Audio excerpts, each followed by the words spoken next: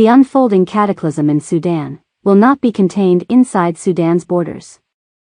In addition to cascading Sudanese refugee flows into Europe, the Gulf and neighboring African states, violent kleptocrats throughout Africa will be watching to see if the feuding Sudanese warlords face any repercussions for their wanton destruction.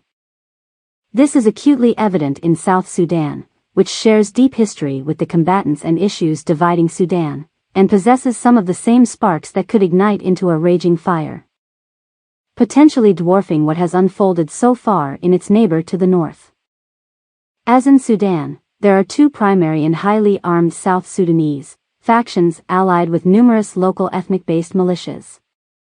For the past 20 years, these factions have vied for the control of the natural resource, riches associated with state domination.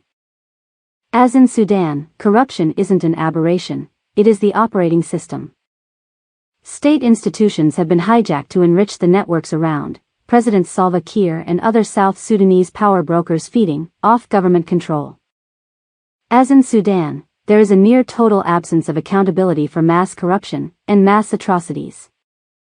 Over the past few years, South Sudan's leaders have repeatedly undermined an already shaky peace agreement signed in 2018. At every turn, ruling party elites have ensured minimal or piecemeal implementation of the pact.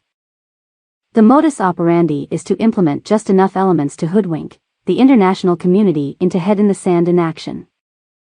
For example, just as in Sudan before the war erupted, the security arrangements in the South Sudan peace agreement are badly behind schedule, with no resolution in sight.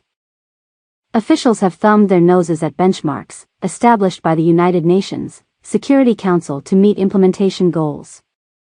Worse, the country is not even close to meeting most milestones in a key part of the agreement designed to roll back egregious corruption and the capture of state institutions that oversee accountability on government spending.